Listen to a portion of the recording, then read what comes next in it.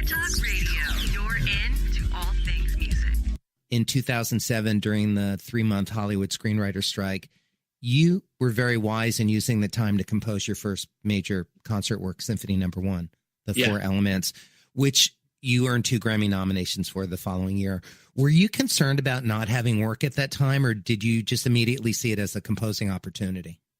I was not worried at all because I knew that's going to be limited. I actually didn't expect the strike to last that long, but I saw this immediately as an opportunity. Finally, I have a few weeks because I had these ideas in my head for the symphony for years, and I finally saw this window of time where I can finally write it down.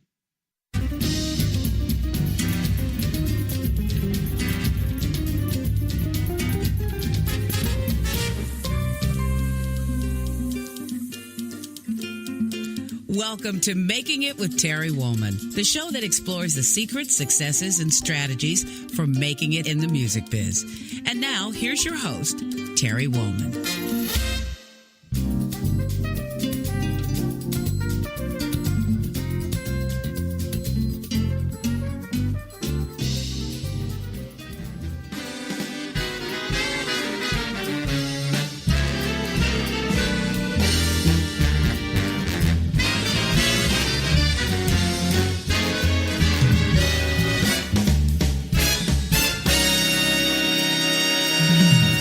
Welcome to the show, and thanks for tuning in. Let's say a quick thank you to my guest on last week's episode, creator of We Are the World and business manager, public speaker, Ken Cragen. If you didn't get to see it or hear it, you can find all of our episodes at entertalkradio.com/makingit or download our app and take us with you. Be sure to tune in for upcoming episodes with guests including singer-choreographer Tony Basil, percussionist Lenny Castro, guitarist Paul Jackson Jr., bassist composer Nathan East, and also a behind-the-scenes look at Taylor Guitars. I'd like to take a moment to thank the companies that helped me sound my best in the studio and on stage. Blue Microphones, Seymour Duncan Pickups, Taylor Guitars, Mesa Boogie Amps, D'Addario Strings and Planet Waves, Motu Digital Performer, IK Multimedia, and Exotic Effects. So often, I get asked questions about the creative process, so I created this show to focus on what it takes to have a lasting career in the ever-changing landscape of the music business. You're really in for a treat as I've invited my friends, some of the best and brightest in music, to share their stories on how they have influenced the music that has shaped our lives. I guarantee you're going to love it. So let's get started. My guest this week is arranger-conductor CHRIS WALDEN.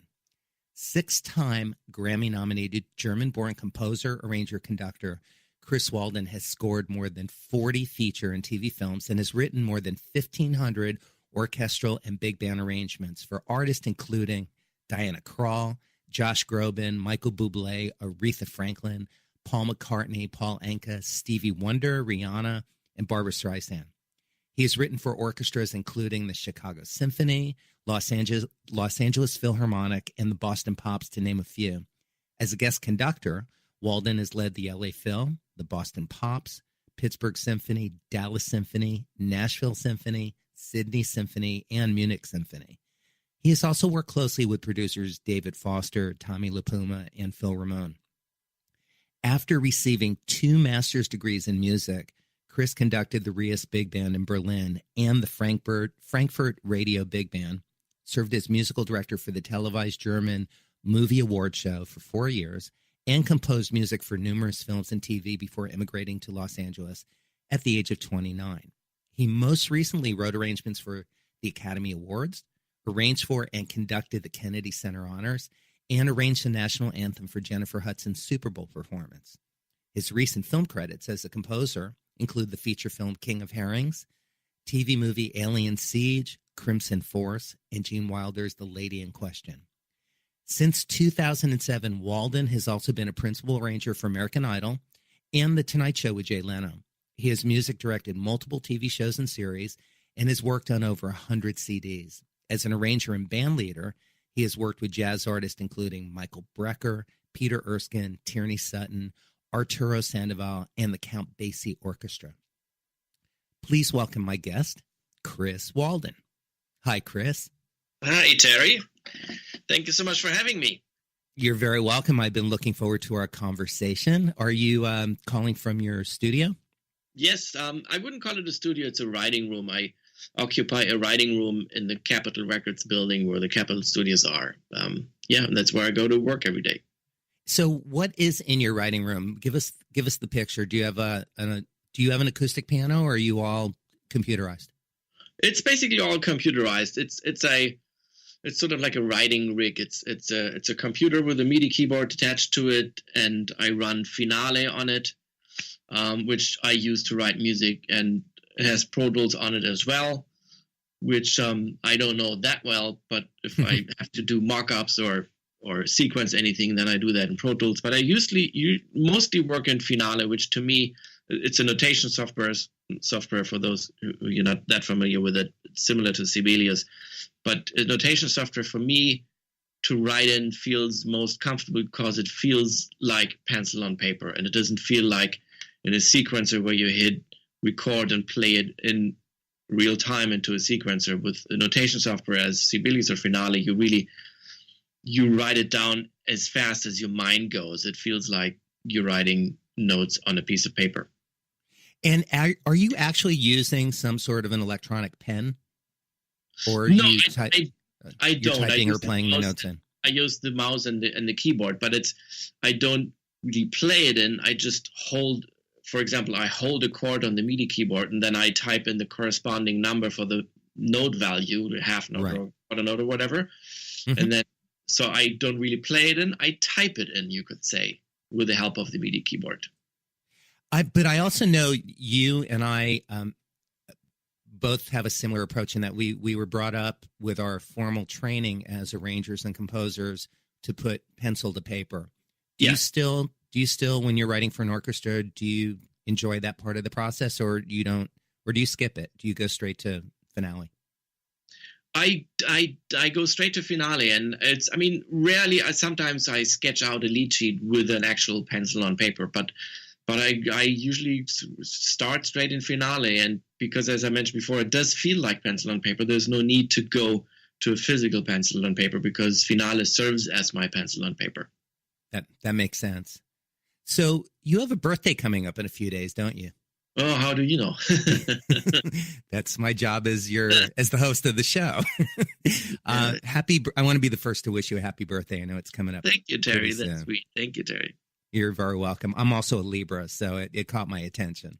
Oh, okay. There you go.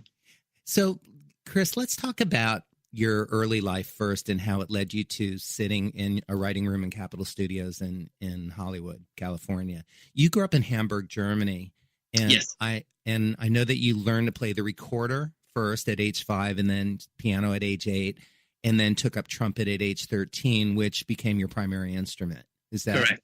Yes, all that's true? Correct. Yeah. So what are some of your early memories as a young child growing up in Hamburg? Well, some of my early memories are we were living in an apartment pretty much in the center of Hamburg, and my mother is a classical singer, and she's specialized in singing in small vocal groups, performing music from pre-Renaissance and Baroque music, and she at that time surrounded herself with people who perform the music on historic instruments, and also with techniques that were at that time that were predominant in that area. Because, for example, in pre-Baroque or Renaissance music period, they didn't play with vibrato, for example. They used to give the note expression, something called colla di voce, which is like a swelling, on-swelling and off-swelling of the note. And so my mom was really into, I'm sorry, I'm making this long story, but my mom was really, with her friends, really into that kind of authentic method of performing Baroque and Renaissance music. So every day, or not every day, but a lot of days during the week, musicians would come to our house bringing these historic instruments or refabricated instruments like Baroque trombones and Baroque trumpets and lutes and all these instruments that in a modern symphony orchestra you don't see. And I was 3-4 years old, and I was fascinated by these musicians coming to our house and bringing these these prehistoric instruments. And I, as a young kid, a toddler or preschooler, I wanted to try out these instruments, and these musicians occasionally would, you can blow into this prehistoric trombone. So that kind of spurred my interest in music in general. And so I brought in touch with instruments of all kinds from a very early age. And so then when I started playing recorder,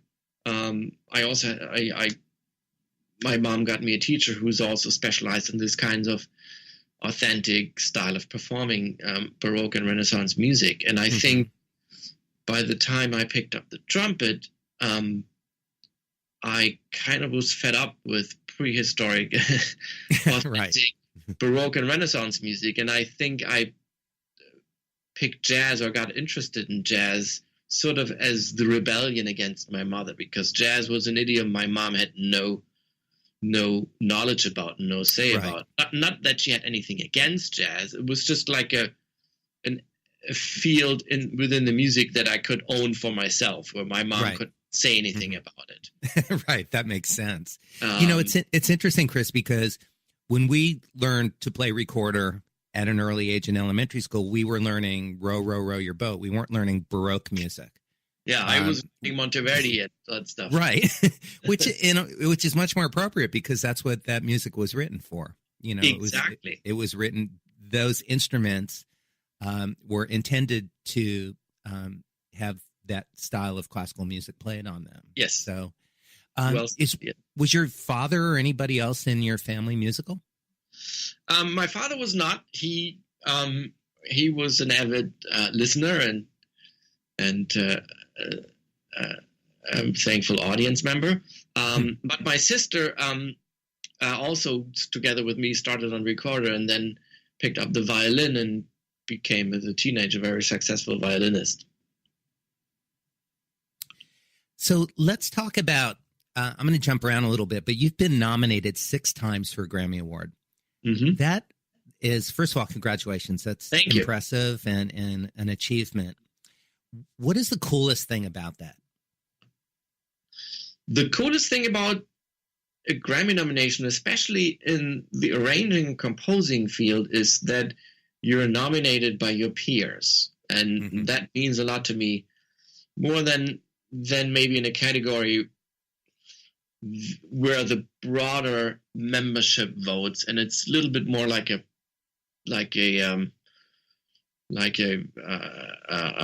recognition contest, or like a celebrity contest. Within the arranging and composing categories, it's more about the actual work that you're submitting, and you're being judged on by the general membership, but also by this review committee. And in that committee, there are my peers. And so this means a lot to me, getting recognition from my peers. And have your Grammy nominations helped, or have they hindered your career in any profound way? I would say they've helped, especially the first one. When I got my first Grammy nomination, the first 2 I got at once, that kind of put me on the map, so to speak, a little bit more.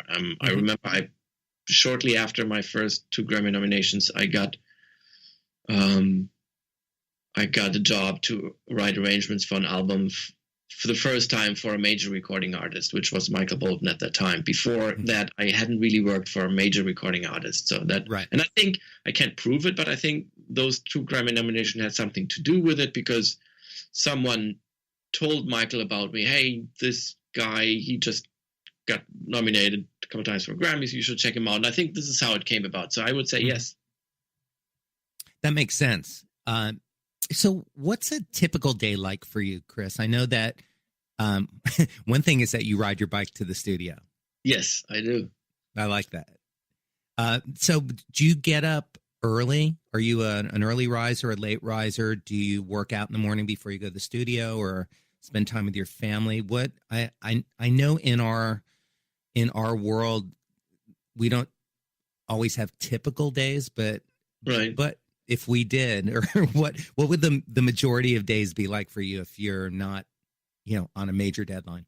The the majority of the days is if I don't have a recording session scheduled, the majority of my days is me writing music in my writing room. And I'm not like a natural early riser. I do have to force or discipline myself to get up early, but I do get up fairly early. I get up at 7 o'clock in the morning now, and that while we had kids, I had to get up that early anyway, because to make breakfast for the kids and get them to ready for school. But now our kids actually in college, so that is not so much the issue anymore. But I still maintain that I get up at 7, like a bank clerk. I'm in my writing room at 8:30 or 9 o'clock in the morning, and I write music until I get too tired, which is usually around 7 or 8 o'clock in the evening, and then I go home, and then I make dinner. So I write 10 hours a day, 7 days a week. I should say 6 days a week. I try to avoid working on Sundays, but when a project is pressing, that's not always. I can't always take Sundays off, but I try to at least. And I applaud you for that. I think it's really important to stay healthy, physically and emotionally. Yeah, absolutely. And another thing is that early in my career, I tried to work from home. I mean, before I was married, obviously, when I was living by myself in Germany, I was working in my little apartment. But once I got married and I had kids, I did find it very difficult to work at home, because when you're home. When you work at home, you're always home, but you're never really home because you're always at work. You're at least mentally never really home, because your mind is always with the work. And our family life improved a lot when I early on decided to rent a separate writing room outside of the house, because I would spend less time at home, but the time that I did spend at home was more quality time because I was really there for the kids and my wife. I was really home. So that I can recommend that to anyone who wants to work in that profession, even because I don't have to get a room somewhere. I don't have to leave the house, but I make myself leave the house. Even though I'm self-employed, I'm my own boss, but I force myself to be at my room at 9 o'clock in the morning, and that helps a lot.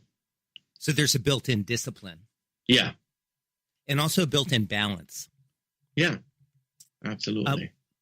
We are heading into our first break. So when we get back, I want to talk a little bit more about what you actually write every day and some questions about more personal questions and business questions. So please stick around, everybody, and we've got more stories from CHRIS Walden, and we appreciate you being here. So we will be right back.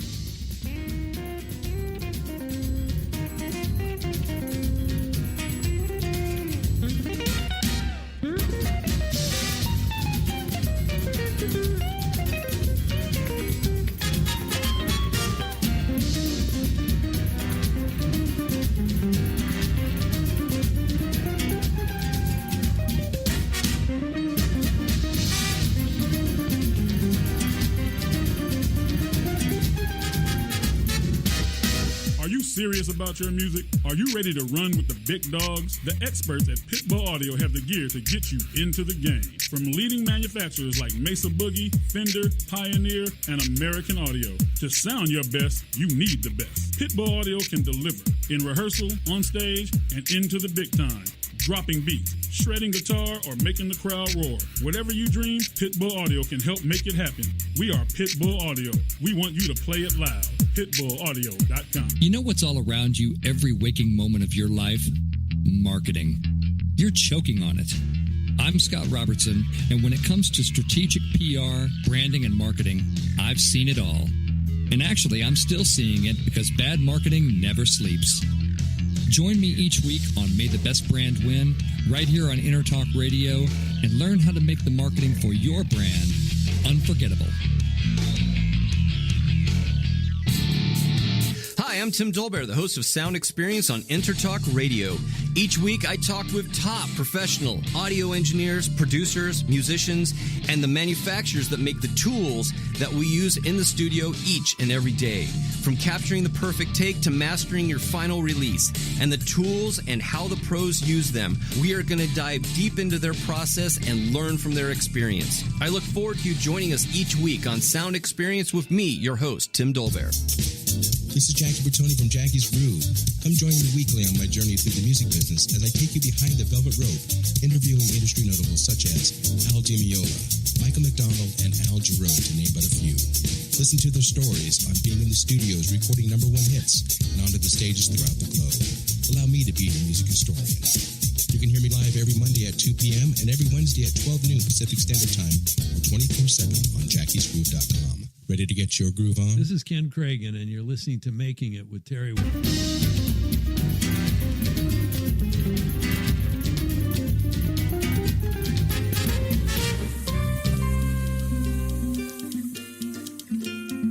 Welcome to Making It with Terry Woolman, the show that explores the secrets, successes, and strategies for making it in the music biz. And now, here's your host, Terry Woolman.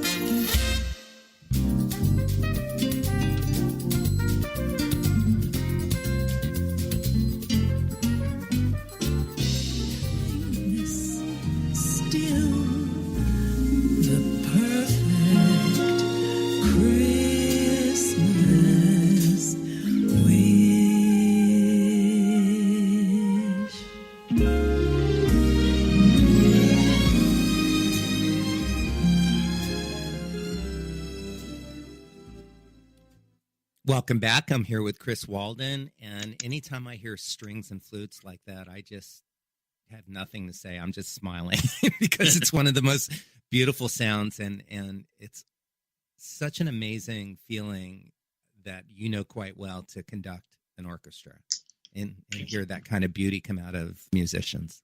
A little early for Christmas music, though, but well. A little bit. A little bit. So when you go in, you were just talking about your writing schedule and coming into the studio every day. When you say that you come in and you write 8 or 10 hours a day, are you writing, are you composing, are you arranging, are you writing melodies and chords and lyrics, or is it all of the above? It depends on what the project is. With one thing I don't write is lyrics. I'm not a lyricist, so okay. And I'm not much of a songwriter. I occasionally write songs, rarely. The piece that you just heard that we're coming out of, that brought us back, that's one of the few songs I've actually composed with lyrics by Paul Williams. Mm-hmm. But I mostly, when I compose music for television or for movies, underscore music, or I write concert music. I write concertos or symphonies, and right. Or I arrange music. When I arrange music, I take an existing composition, like an existing melody and chords, and then I do change the chords, or I call it reharmonizing, and then I arrange it and orchestrate it. And arranging means like coming up with a new concept for an existing melody and turn it into giving it a new, a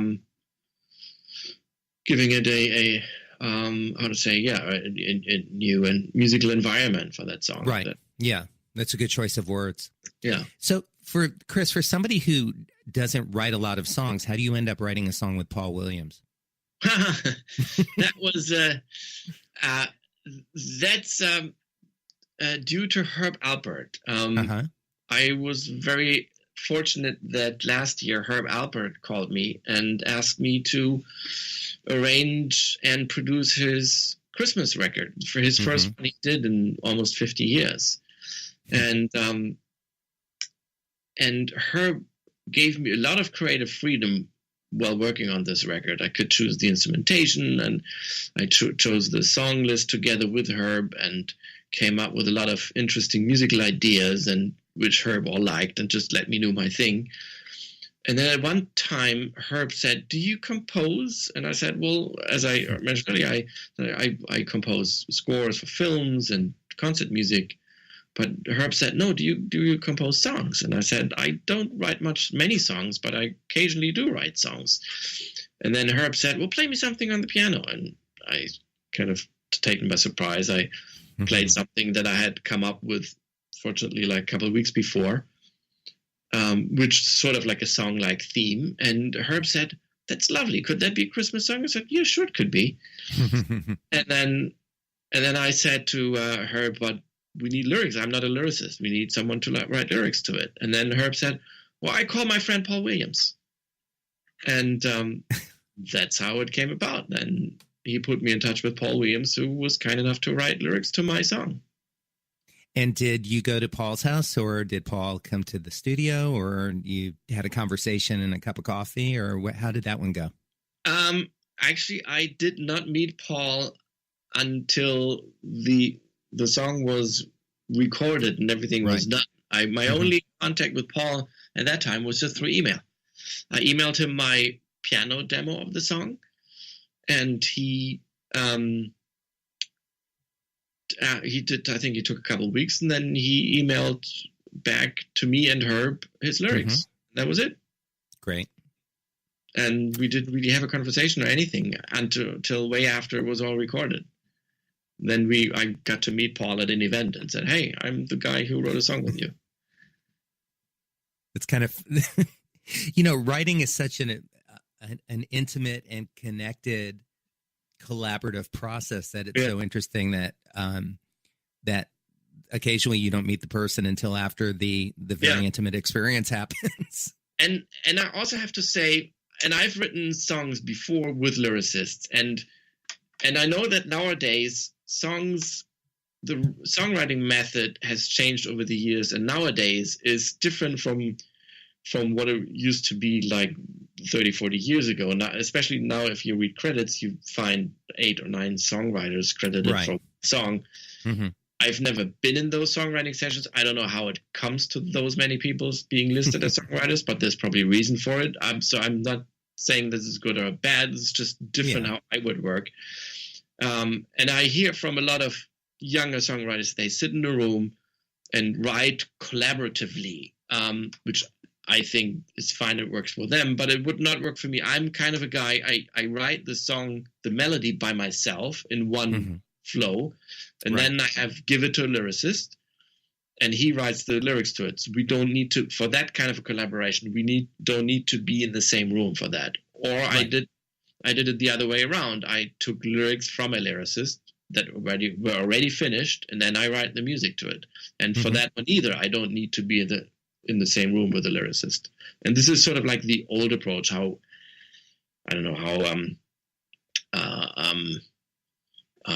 like famous songwriting duos would work at the time. Well, I mean, it works differently for everybody and for each opportunity. Yeah, for Henry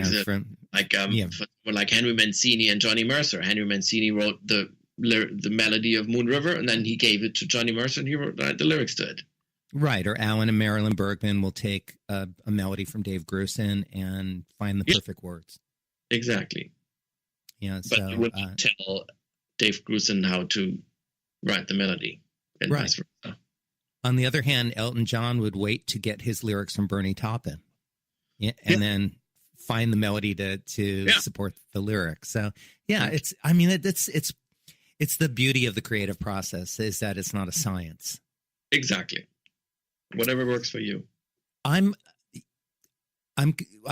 go backwards. I'm going to jump around a little bit more because I'm just very curious about this. I want to go back in a little bit and talk about your mentor, Peter Herbolzheimer. But before we do that, I wanted to know, how did you decide to move to America at the age of 29? Did you have a job? Was there a person that you wanted to work with? What brought you here, and how did you choose Los Angeles? That came about because after I have to jump back a little bit. Sure. When I started working professionally as a musician, I was about 16 years old. I was still in high school, but I was playing trumpet in casual bands. We were playing weddings on the weekend, and I got interested in writing arrangements for big bands because I was playing trumpet in the high school big band, but we didn't have any good big band arrangements. So I started transcribing Basie arrangements, Basie recordings. And back then in the early 80s, every German city had still a fully employed radio big band besides the fully employed radio symphony orchestra. And these radio big bands, they needed charts, and they were recording and rehearsing every day. Those musicians were on staff, they fully employed. And I was fortunate at the age of 19 to become a staff arranger for one of those, for the Hamburg radio big band. And at that same age, at 19, you were also playing trumpet in the German National Youth Jazz Orchestra, correct? Correct. Where I met Peter Herbolzheimer, yes. And but these kind of radio big bands, one after another, went away over time, and I became really busy. After I was really busy in writing for all these radio big bands and radio symphony orchestras, I became busy scoring film and television in Germany and arranging for record dates. But by the time I was 29, getting to your question, what brought me to Los Angeles is at the age of 29, I kind of discovered that I kind of had accomplished everything there is in Germany to accomplish. I kind of hit this creative ceiling, so to speak, and also financially. And I wanted to move on. I thought, I'm 29 and this can't be it. So I was looking for higher challenges, and I always liked and I felt the urge to write big, lush symphonic music for film and also for records. And at that time in the mid-90s, this kind of Hollywood lush emotional music was not really asked for German films. I remember vividly one producer who I was working on a movie, when he heard my score that I was writing for this German film, kind of said very dismissively, that sounds like Hollywood.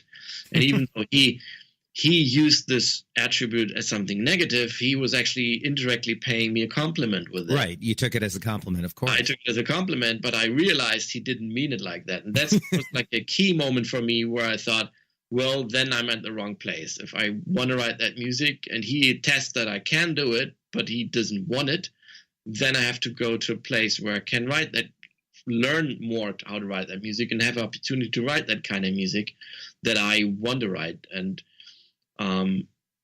Germans Germans have a problem with showing emotions anyway, and therefore maybe they like more minimalist music that doesn't show too much emotions. But I want to write this emotional music, and that's why I decided to come to a place where I can write this kind of music, and that is Hollywood. So that's so interesting that you would say that, Chris. And I spent a month in Germany when I first moved out here in 1981. I toured with Billy Preston, so I got to know your country, and and the thing that when I think of you and the music that you write and arrange, I think of you as a very emotional musician. I don't think of you as shut down emotionally, or as you said, German, sort of refined, less emotional kind of a person. You have a lot of heart and passion that comes through in your writing. Thank you. Well, I don't think that Germans are necessarily unemotional. They just have a different way to show emotions. Sure, absolutely. Yeah. So was it difficult at the time to get a visa to work here, or how did you come here, and did you become a citizen? Are you still a German citizen? My then girlfriend, now wife, we came together. I was lucky. The girl I dated at the time, I told her about my plans to move to Los Angeles, and she said, I'll come with you. And we then got married and we got kids here.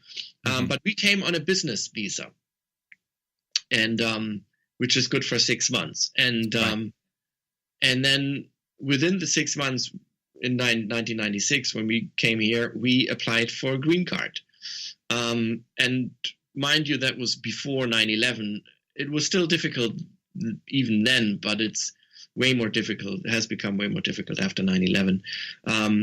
But the process we had help we hired an immigration lawyer who walked her through the process, and we applied for a green card as a so-called person of extraordinary ability. And even our lawyer was surprised how smoothly this process went, how quickly actually we got our green cards approved within 6 months. So we applied for the green card, got it, and then after 10 years, I think, we applied then for the American citizenship, because our kids that were born here automatically had the American and German and Swiss, because I'm already dual by birth. I'm Swiss and German because my mom is from Switzerland. So then we applied for the for the American citizenship, and usually we would lose our German because Germany doesn't allow dual citizenship if you take on another citizenship after the fact. But I could prove special circumstances, and so now we're all triple citizens. Oh, that's fantastic. So you have the best of all worlds. Yeah. Do you think you'd be able to obtain a green card now in this time of political unrest and fear and everything else that's going on in our country? In the it depends. If I was moving now, as old as I'm now, probably, because I have enough credits. If I was 29 now, that probably would be really difficult. That would be my guess. Yeah, but not impossible, because over the years I actually helped other younger musicians, helped sponsoring them for a green card, and they got it. So it's still possible, but it's more hurdles to go through. Right.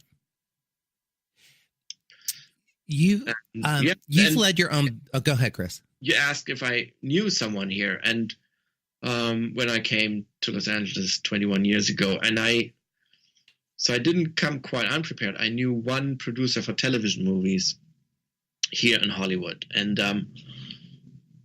I after I've moved here, I called him up and took some time to get through to him, but he said, "Yeah, I have a TV movie here which has already been scored, and I don't need new music for that one, but I'll give you this movie. You can pick a couple of scenes and write music to it, and so I can see what kind of music you write." And I took the film home back then on a 3/4-inch video cassette, and I did not only score like a couple of scenes as he requested. I actually scored the whole movie without being asked to.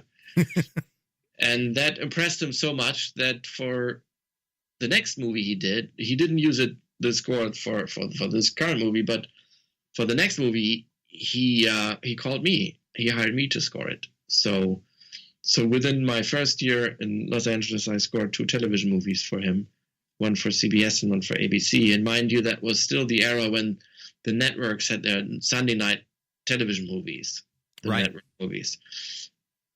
And I thought I was going to take at least 3-4 years to get into the business in Hollywood. But having done 2 movies my first year here in Hollywood, I thought, that's splendid. That's going to go upwards like this. But it didn't, because I need you to hold that thought, Chris. Sure. We're heading into our next break.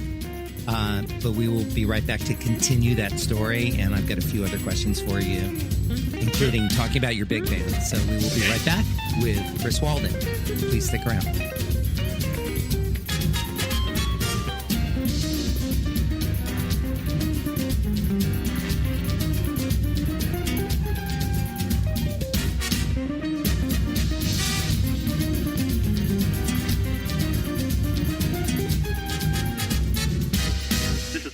Adam Berry, and you're listening to Making It with Terry Wolf. Hi, this is Tim Dolbear, host of Sound Experience here on Intertalk Radio. And Source Connect by Source Element is the essential tool that we use to link between my studio in Austin, Texas, and the WS radio station in San Diego. Now, with Source Connect, not only can we communicate in real time and with HD audio, but it's synced up and is of a high enough quality that I can use it for real-time ADR work, remote recording, and overdubbing, and it even allows me to remotely control a DAW. Source Connect by Source Element. Affordable, high-quality audio and video connection over the internet for all of your production needs. You know what's all around you every waking moment of your life?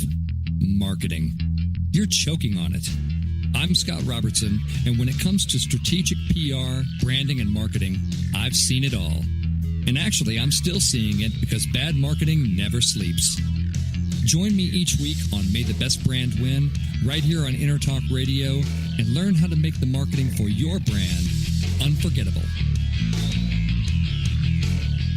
The Moyer Entertainment Group, in conjunction with ProMark, Dunlop, and Deadline Media, is keeping music in our local schools and presenting local talent to the world through the Temecula Valley Music Awards. Submissions for entry into the TVMA 2017 season are now open in all genres, including a youth category for artists under 18, for the October 7th Star-Studded Awards Show, where 100% of the proceeds go towards supporting local music education in the Temecula Valley. Details, tvmawards.org. Are you serious about your music? Are you ready to run with the big dogs? The experts at Pitbull Audio have the gear to get you into the game. From leading manufacturers like Mesa Boogie, Fender, Pioneer, and American Audio. To sound your best, you need the best. Pitbull Audio can deliver in rehearsal, on stage, and into the big time.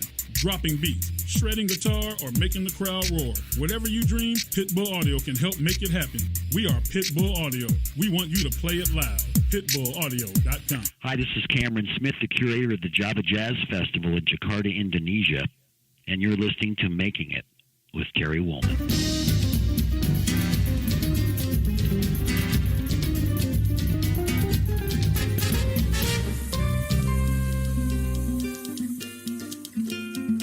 Welcome to Making It with Terry Woolman, the show that explores the secrets, successes, and strategies for making it in the music biz.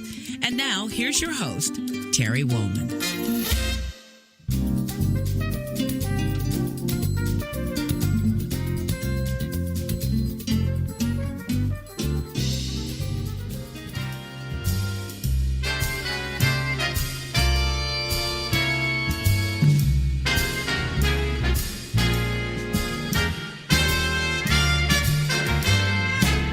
The way you wear your hat, the way you sip your tea.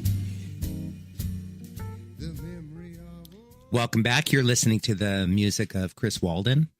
And I have a question for you, Chris, regarding your trumpet playing. Do you still have time to practice trumpet every day? Because I know you still do some playing. Yeah, but I don't have time to practice.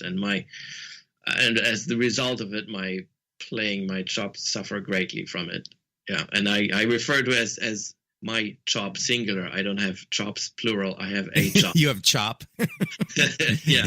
Is that a point of frustration for you? Not really frustrating. I mean, I feel greatly fulfilled writing music, and I play occasionally on projects. Well, when I have to do a demo or something, instead of using sample trumpets, I play them myself. Right. I can do it on my own pace, and if I screw up, I can punch in how many times I want. Mm-hmm. I can use all the electronic help to make my trumpet sound good, but I would not play much in public anymore. I occasionally, when I play with my own big band, I play 1 or 2 ballads a night. That's all what my chops last for. But other than that, I don't want to embarrass myself in front of the great trumpet players who play in my band. But it's nice though, because I remember, seeing and hearing you pick up your trumpet in front of your big band, and it was really an enjoyable part of the experience for me. To see that side of you as a player, not just as a writer and conductor. Yeah, thank you. So you've led your own big band since 1999. I have 2 questions. The first one is why, and the second is how. Yeah, because that's not an easy feat to even keep a quartet together in Los Angeles. Yeah, so how that came about. Before the break, we left off, which actually leads directly to the founding of my big band. After having done those 2 television movies, suddenly Big Brother and those reality television shows came along and instantly killed television network movies. And since this producer was my only contact in Hollywood, he stopped doing these movies. He basically retired, and I had nothing to do. I had no American jobs. I had a family with 2 small kids. Right, you had 2 kids, yeah. And I what kept us afloat was that I was still scoring a German television series where they were sending me the videotapes. I would write and record the music here and sending back the music on timecode DATs. And one of those shows was this German movie award show. And so that kept us afloat for the next 4 years. And for the pre-production of this German movie award show, I had to record big band and strings here in Los Angeles. And and that's shortly after I got here. And I had a contractor who booked me a big band. I didn't know any musicians here, hardly any. Mm-hmm. And we recorded this kind of award show type music that I wrote for this German show. And after the recording session, the big band musicians came to me and said, "Hey, you write great music. We love to play your music." And at first I thought they're just schmoozing me because they want to be called again. That's what's the Hollywood thing. That's what Hollywood musicians do. But they said, "No, seriously, we would love to play your music if the music that you write just for yourself." And I said, "Oh, well, that's nice, but how do we do this?" And they said, "Well, we have rehearsal rooms here at the Musicians Union in Hollywood. Why don't we get together once a month and we just play you bring your charts, you write something, and we play it." And so it started as a rehearsal band. So, and the musicians, they were the ones who were encouraging me to do it, and they said, "Oh, we'll do it. We'll play for your charts." And those musicians were the likes of Wayne Bergeron, Brandon Fields, Kim Richmond, Jeff Driscoll, just to name a few, Andy Martin. So that's how. And then for the first couple of years, we just rehearsed at the Union, and then at one point we said, "Well, let's play a gig." So we played at Catalina's, the old location. Right. And then I had some spare money for my German show because that kind of went into syndication. So it gave me a little windfall. And instead of spending that on a bigger car or a better house, I invested that money into recording an album with my big band. And it's great that you just used the word invested. Yeah, because it is an investment. Absolutely, I agree. And that got me 2 Grammy nominations, which then again led to other work. And obviously, the money that I spent on the jazz album, on those big band albums, I'm never gonna see back in direct sales. Right. But it's money that you invest into your career that you'll get back indirectly through other work. So and that actually, I have to say, always worked great for me. And also another thing is that when I do these projects, my own projects, which are sort of investment in my career, not only my big band records, but also recording my symphony or a project like this, I try not to do it as cheap as possible and saving money and cutting corners wherever I can. For this, my first big band record, I hired Al Schmidt to record it and went to Capitol Studios, even though it was expensive. But that way, Al Schmidt recorded my music and got to hear it, and he referred me to other people. And I remember this was already then the second or third big band album I had mixed with Al Schmidt at Capitol Studios. I could have also gone to like a cheap small studio to mix it, probably with a similar result, but it wouldn't have gotten me the exposure because this one day I was mixing my own big band record at Capitol, and Al Schmidt usually leaves the door open so the sound spills into the hallway. And in comes Ricky Minor. He pokes his head in and said, "So I like the music that's coming out of the studio. Who are you?" And I said, "I'm CHRIS WALDEN. I'm an arranger." And he said, "Do you want to work for Idol?" And I said, "Yeah, sure." Next week, I was working for American Idol.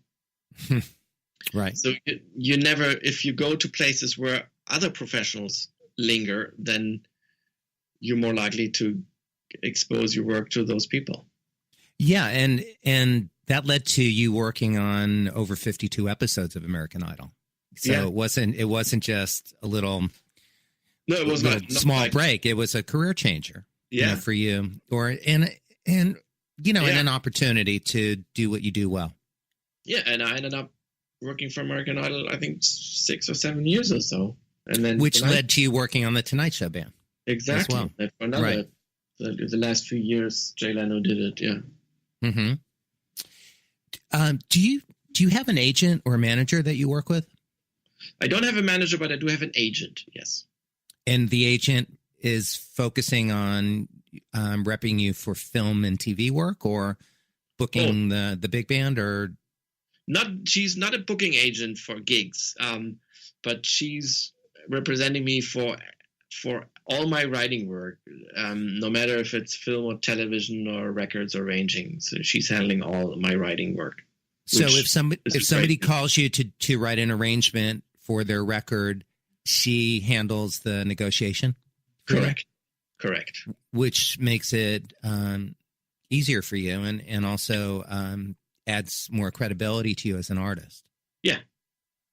And also the main reason is so I can focus on the music. The music. And as an artist, I think that goes for most artists. I don't feel comfortable negotiating on my own behalf. Because the reality, yeah, go ahead. Reality is I want to work. Most of the jobs I get asked for, I really want to do. And I would probably do it for half the money. Right. But I shouldn't say that. So therefore, you need an agent to get the most out of it that she can, because she asked for money that I would never dare to ask, maybe. Right. So there's a couple of aspects that I see to that. One is that we are generally not the best people to negotiate on our own behalfs. We're not, those of us that are artists aren't. It's not that we're bad business people, but it's hard. It's difficult to negotiate on your own behalf. But secondly, people don't respond well to that. Yeah. When we're asking for the, whatever it is that we need or feel that we deserve, it can very easily go south. Yeah, exactly. And also my agent, if something goes wrong, which luckily seldomly does, but once in a while things go wrong and then I have the agent protect me, and she kind of sort of does the dirty work. Then if a lawyer has to get involved or whatever, and then she stands up for my interest. If the other party is suddenly not holding their commitment or whatever, then you have someone who's stepping in for you. I know that you typically conduct your own arrangements. Do you enjoy having your work conducted by other people than yourself, or do you prefer to be the one with the baton? Actually, I prefer to conduct it myself most of it. I mean, there are very, very few instances where I thought where I could not conduct, and where there was somebody conducting. Can hardly remember an instant where I think I was pleased with how the conductor would do it. And it has nothing to do with that person being a bad conductor. It's not at all. Right. But nobody really understands the nuances of the phrasing and the intention of the contour of the arrangement. Yeah. And very few arrangers and even very fewer composers are good conductors. And not that I'm the greatest conductor myself, but I consider myself a fairly okay conductor, good enough to realize with an orchestra the vision that I wrote down on paper, and I feel very confident to conduct my own pieces, and therefore I know what I want and I know how I can realize it with the orchestra. And if I see someone else doing it, I always cringe and I think, I would do this differently. And it's difficult for me to see someone else conducting my music. Sure, absolutely, I can relate to that. But then, as I said, the majority of composers nowadays cannot conduct, and they're well served by having someone. If you don't know how to conduct, then you're well served having a conductor conduct the music for you. And as actually a matter of fact, I don't do it often, but occasionally conduct music for other composers. I was going to ask you about that. And do you enjoy that as well? I do enjoy that as well. Yeah. And I enjoy it because then my function is purely conducting. I'm helping the composer whose conducting skills are not as good as mine, are helping him realize his vision. Right. And I get satisfaction out of that as well. We have, we have about 3 minutes left in our show. And I've got a final question. But before I ask you that, I wanted to talk about in 2007 during the 3-month Hollywood screenwriter strike, you were very wise in using the time to compose your first major concert work, Symphony No. 1, the Four Elements, which you earned 2 Grammy nominations for the following year. Were you concerned about not having work at that time, or did you just immediately see it as a composing opportunity? I was not worried at all because I knew that's going to be limited. I actually didn't expect the strike to last that long, but I saw this immediately as an opportunity. Finally, I have a few weeks because I had these ideas in my head for the symphony for years, and I finally saw this window of time where I can finally write it down. And so, yeah, I was not worried. So it wasn't even long enough period of time to deal with the financial challenges of not having work. No, not really. You dug in and did something that was artistically and career-wise both very productive for you. Yeah. And by the way, do you enjoy being on camera, or because I know you were also in a documentary, The Art of Recording a Big Band? Is that fun for you, or do you rather be behind the scenes? I'd rather be behind the scenes, and as a conductor, I conducted the Kennedy Center Honors. As a conductor, I am occasionally on television, but luckily always with the back to the camera. So people. Why would you say that? You got a good face. I'm not really comfortable in front of a camera. Right. So So the answer is you'd rather be behind the scenes. Behind the scenes, yeah. My final question, Chris, that I ask all of my guests is this. At this point of your life, with everything that you know to be true, what would you tell your younger self? Ooh.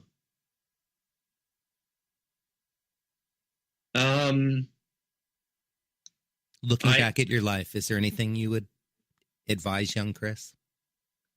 Advise young Chris?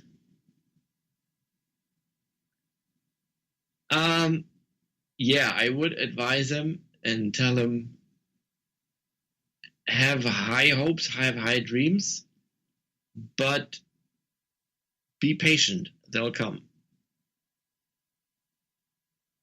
If you be persistent enough, be patient, it'll come true. Not as fast as you want, but it'll come true. That's perfect. I really appreciate that. Why don't we tell everybody the name of your website, which, of course, we're going to post on Enter Talk Radio's website. Where can people find you? My website is very simple. It's chriswalden.com, and there's everything if you want to know more about what I do and listen to some music samples or video clips, that's all on there. I would encourage everybody to do that.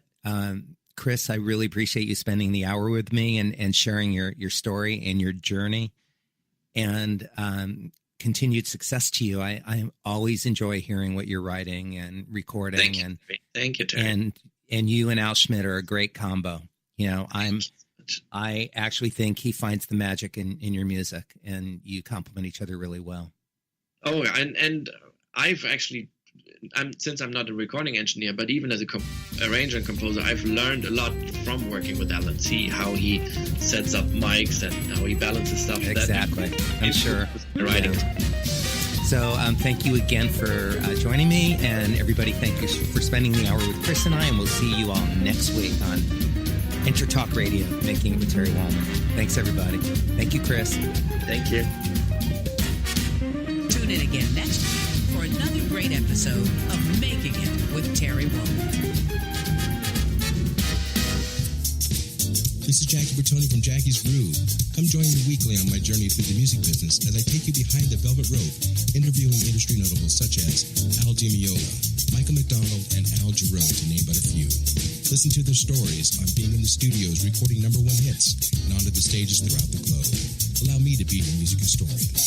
You can hear me live every Monday at 2 p.m. and every Wednesday at 12 noon Pacific Standard Time or 24/7 on jackiesgroove.com. Ready to get your groove on? Hi, this is Tim Dolbear from Eclectica Studios. I'm a full-time mixing and recording engineer. I work with Grammy winners, labels, and indie artists, using state-of-the-art digital mixing and restoration tools and the very best in analog gear.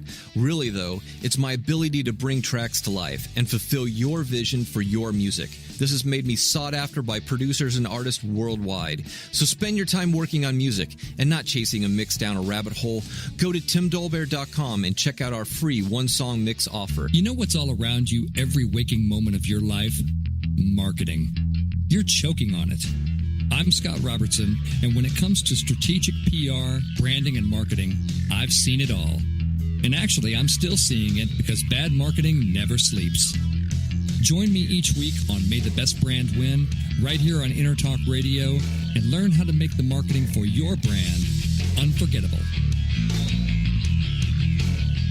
Are you serious about your music? Are you ready to run with the big dogs? The experts at Pitbull Audio have the gear to get you into the game.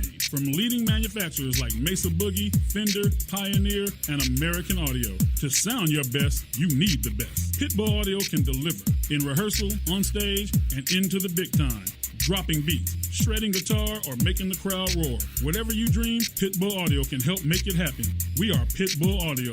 We want you to play it loud. PitbullAudio.com.